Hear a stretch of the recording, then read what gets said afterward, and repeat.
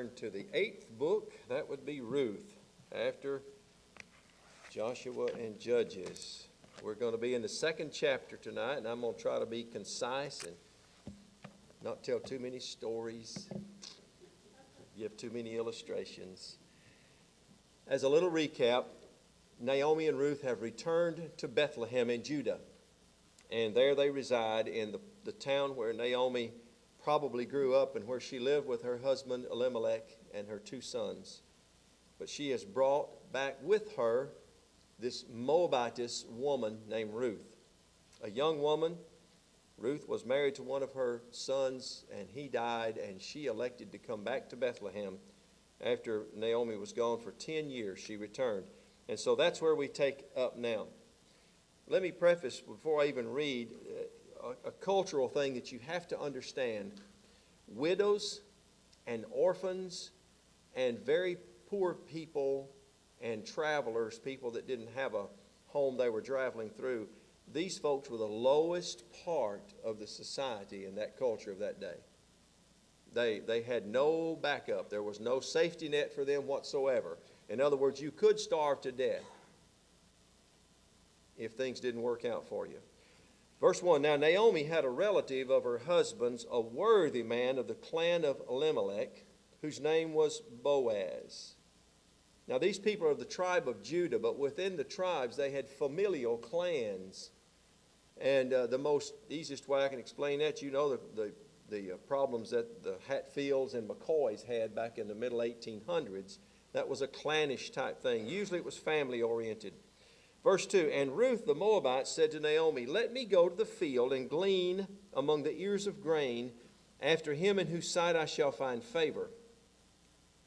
And she said to her, Go, my daughter. So she set out and went and gleaned in the field after the reapers. And she happened to come to the part of the field belonging to Boaz, who was of the clan of Elimelech. Now this was... if you go back to Leviticus chapter 19 and Deuteronomy chapter 24, you'll find out the parameters for what she has done here. God told the farmers to don't harvest all the way in the corners of your field.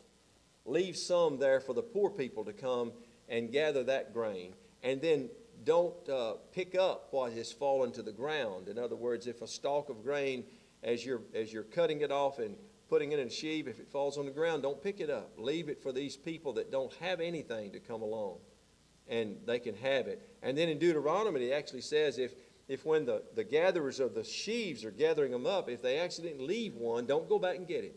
Just leave it there and let those people that are gleaning in the fields come and get that grain. And so this is what she desired to do. And she, don't you love that word, happen? Pastor mentioned that this morning. There are no accidents. There's no such thing as luck in this world. There's no such thing as good fortune. God directs everything. Christ is in this book from the very first of Genesis through the end of Revelation, and he's all over this thing here. She didn't just wander in there. The fact that she went out to glean on that particular day, and the fact that Boaz came to his field to check and see how things were going, is an exact plan of God. Now, verse 4, And behold, Boaz came from Bethlehem, and he said to the reapers, The Lord be with you. And they answered, The Lord bless you. That tells you right off this is a man of character. These reapers were hired people, and he is way up on top of the food chain, and they were just out there working for him. And he comes up and gives them this kind of beautiful greeting, The Lord be with you. But now look at verse 5. Then Boaz said to the young man who was in charge of the reapers, Whose young woman is this? I made a little funny when Bible study was over this morning, and to kind of catch Cole and Paige's eye, I used the word sparking, and they didn't know what that meant. Sparking is when a member of one sex sees a member of the other sex, and there's an immediate attraction for whatever reason, and it sparks a desire to investigate a little farther. That's what sparking is. That's an old term that people used to use. Of course, I'm old, so you got to understand it's an old term. So he sees this woman. Now, there were other women out there gleaning. There were probably widows, and there were orphans, and maybe little boys and little girls. this was a common thing, but he sees her. And again, God is all over this. Whose young woman is this? And the servant who was in charge of the reaper said, she is the young Moabite woman who came back with Naomi from the country of Moab. Now, doubtless he knew Naomi and Elimelech before they left the country because of the famine. She's not a stranger to him. And now he's been informed, this is the young woman that came back. And she is there gleaning in his field. And she said, please let me glean and gather among the sheaves after the reapers. That's what she asked the head of the reapers. So she came, and she has continued from early morning until now, except for a short rest. That indicates that she is a dutiful person. She's not out there to get something for nothing. Now, let me stop here a moment. One of the biggest problems in our culture today, and we could learn that from God's Word, is that we have allowed the government to take over from the church the role of taking care of people who are destitute. 150 years ago, if a family, if their house burned down, if they lost their job, if there was a death in the family, the breadwinner died or something, the churches in a community would take care of them. They didn't have to worry about that, and the government didn't have that burden. When the government does anything, they mess up at it. They major in messing up, and you can tell the condition we're in now. People took care of each other then, and since he has noticed her in a very special way, he's concerned about her welfare. So verse 8 tells us, Boaz said to Ruth, now listen, my daughter. And by the way, one reason he said daughter, she's probably 20 or 22, and this man's 50, 55 years old. He's twice her age. He's a relative of her husband's dad. Boaz is not a spring chicken here. Now, do not go and glean in another field or leave this one, but keep close to my young women. Of course, he had women out there gleaning and watching and gathering sheaves is what they were doing. Let your eyes not be on the field that they are reaping, and go after them. Have I not charged the young men not to touch you? That is a reassurance that he's giving her that she will be safe even among these strange people. She doesn't know these women that are gathering up the sheaves and take them then to be threshed. She doesn't know the harvesters. And I'm sure the people around her who are gleaning, she doesn't know much about them. She's a stranger there. Go after them, and I've charged my young men to not touch you. And when you are thirsty, go to the vessels and drink what the young men have drawn. And then she fell on her face, bowing to the ground, and said to him, why have I found favor in your eyes, that you should take notice of me, since I am a foreigner? But Boaz answered her, all that you have done for your mother-in-law since the death of your husband has been fully told me, and how you left your father and mother and your native land and came to a people that you did not know before. The Lord repay you for what you have done, and a full reward be given you by the Lord, the God of Israel, under whose wings you have come to take refuge. That's a sermon right there that this man told her. What a beautiful thing. She has already accepted this God, which was a foreign God to her. And now this man comes up and gives this commendation to her that God is behind this whole thing. He will take care of you, the God under whose wings you have come to take refuge. And then she said, I have found favor in your eyes, my Lord, for you have comforted me and spoken kindly to your servant, though I'm not one of your servants. Can you imagine the joy in her heart? There has been no joy in her heart since her husband died. The long journey back, all the way from Moab back up to Judah and to Bethlehem with her mother-in-law, the living with her without much of a way to make any money or gain any food or anything, and not knowing anybody, being strange customs, stranger language, very difficult time. Now he's going to really draw her in, beginning with verse 14. And at mealtime, Boaz said to her, come here and eat some bread and dip your morsel in the wine. So she sat beside the reapers. Now the reapers were mostly women, and they would gather up the sheaves. You've seen pictures of this. There's a little boy in one of our mission things that comes up on the screen here before we start. You've seen this. The harvesters would cut the grain in hands full like this and lay it on the ground. And they just did that all day long, back-breaking word in that hot sun. And then the ladies would come along and gather these little bundles about that big around up, and they would make enough to make a sheave, and they would bind it together, and it would stay in the field, and then others would come and gather up the sheaves and take them to the threshing floor. You know that old song we used to sing, bringing in the sheaves? That's what it means. This is something you don't see anymore today. And so she is there with them now to share this meal. She sat beside the reapers, and he passed to her roasted grain. They would take grain, whether it be corn or oats or barley or whatever, and put it in a pan over some coals and just stir it around and let it roast it, and it was very tasty to eat. And she ate until she was satisfied, and she had some left over. Now, before we continue, I told Pastor this a little bit ago. I have just recently, since we came here, started using the ESV Bible. And it's a good translation, but let me tell you, there are no translations that I'm aware of that don't have some things in them that make my hair stand up and fall over. And this is one of them. When I was preparing for this tonight, I looked at, I think, 9 of the major translations, NASB, the Amplified, the New King James Version, the King James Version, the Net Bible, New English Translation, and even the Living Translation. And every one of them either said wine vinegar or they said vinegar. Now, I don't want to belabor this point because of time, but somebody that is not a Christian, and this is not a condemnation of the ESV, but somebody that is not a Christian, and they come to church here, and they were hearing this, and what would they normally think in the culture in which we live today, where we have wine mommies and day drinkers, and wine today has consumed our culture.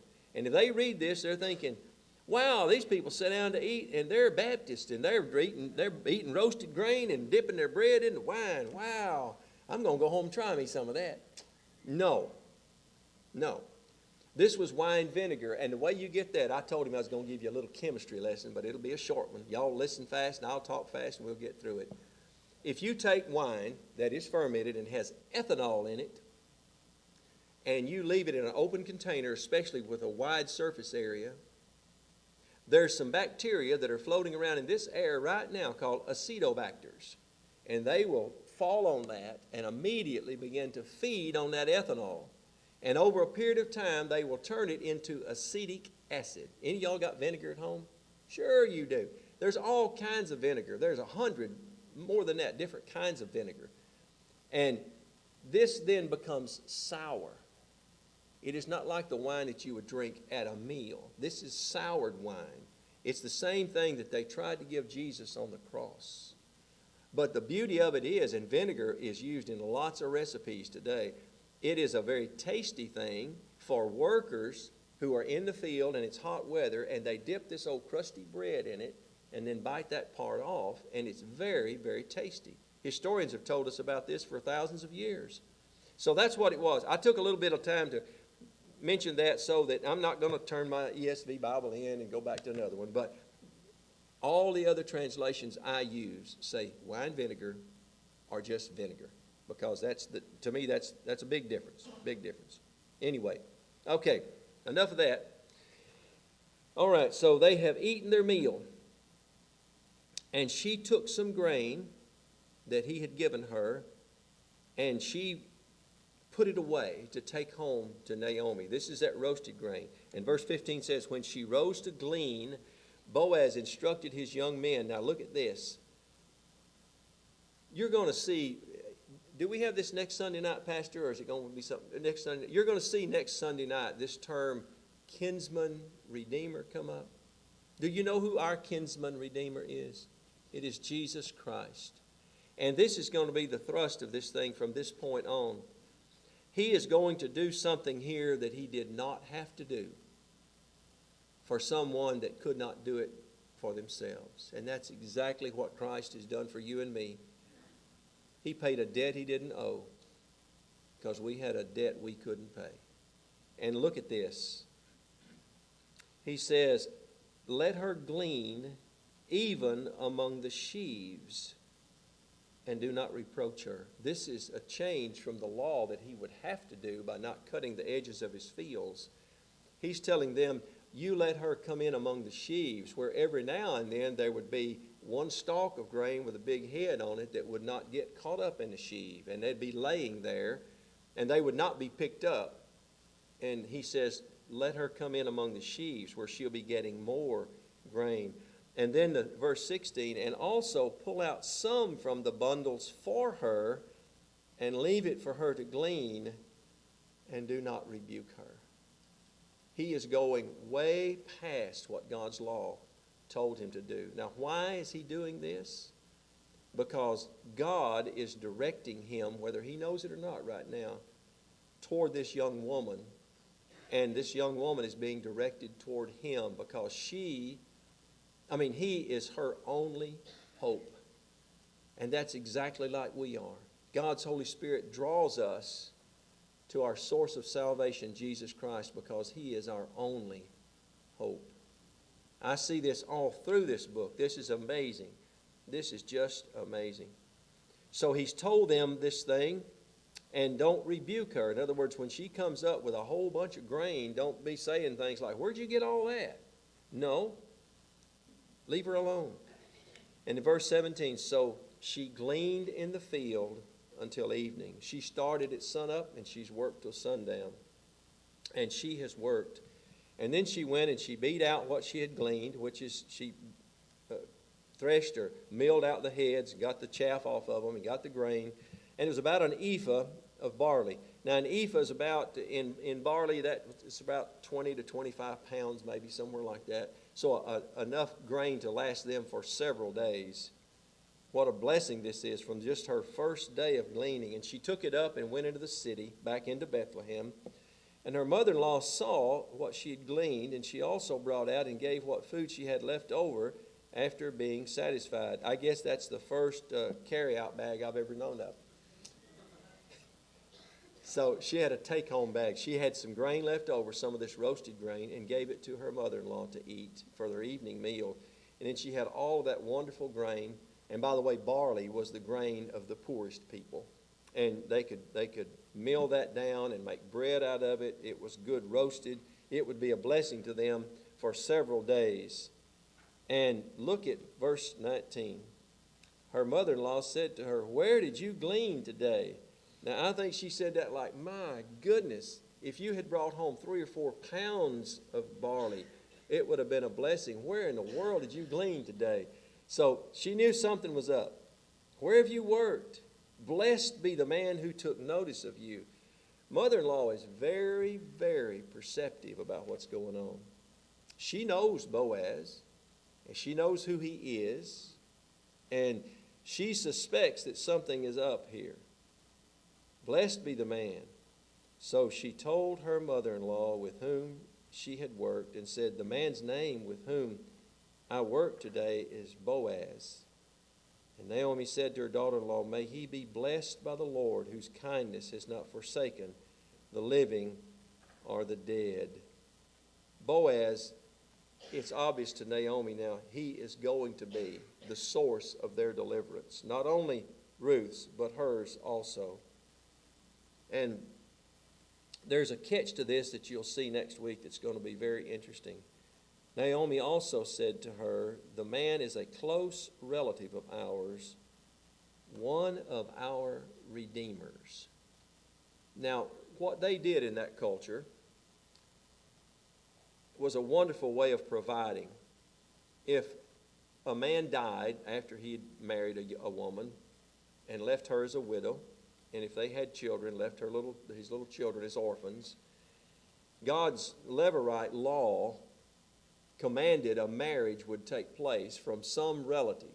If he had a brother, it would be that brother's duty then to take care of that, his sister-in-law and his little nephews and nieces.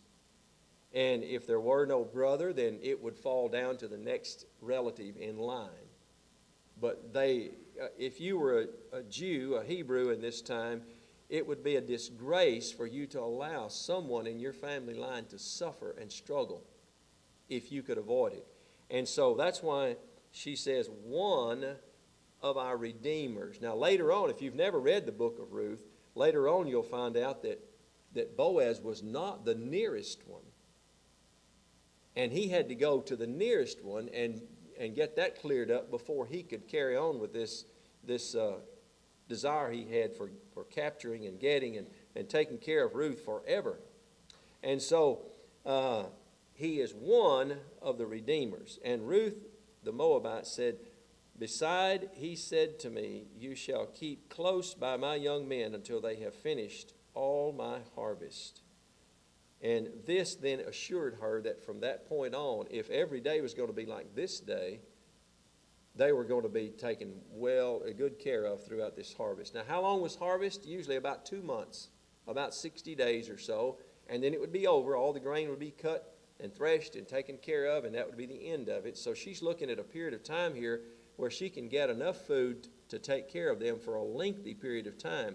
It's going to turn out she didn't need to. Remember, they're sparking. And so it's an interesting thing, but she is so happy. Another thing is, she didn't quit working. She's going to go out there and reap or glean in those fields every day. She didn't sit back and say, well, I think this fellow probably brings some food to the house if I just sit here, flash my long eyelashes at him every now and then. No, she went out to work. She is trusting God to take care of her, and God has a plan for that to take place. But that plan is so much bigger, and it'll be borne out in these last 2 chapters. If you look at what came from their union, it was only 3 generations until David was born. Who's David? Besides Christ, he's the greatest man that ever lived. He is the mighty warrior that came out of Judah. And if you read the genealogy of Jesus, you'll see it goes right straight through David. How did it get there? From his grandmother, Ruth. You'll see that at the end of this. What a beautiful picture that is. So she goes out into the field, and she is taken care of. So she kept close to the young women of Boaz, gleaning until the end of the barley and the wheat harvests, and she lived with her mother-in-law. As we leave this tonight, it's important to note that Boaz has reached out to her because he was at first attracted to her, probably her physical appearance. But when he found out exactly what her state was, he knew where she'd come from because Naomi had brought her back. His heart was literally smitten, not because of her physical beauty, but because God had placed in his heart a desire to help her in a very special way. And what a beautiful story this is. There's no prettier story in the Bible. I've always wondered why somebody hasn't made a good either TV drama or a short movie about this. It would be such a wonderful love story with such a beautiful ending. So you see from that we see Boaz taking care of her as he should. He's following God's direction in his life, and she's following God's direction in her life. And you just can't beat that. Now, I'm done. That's the end. Pastor?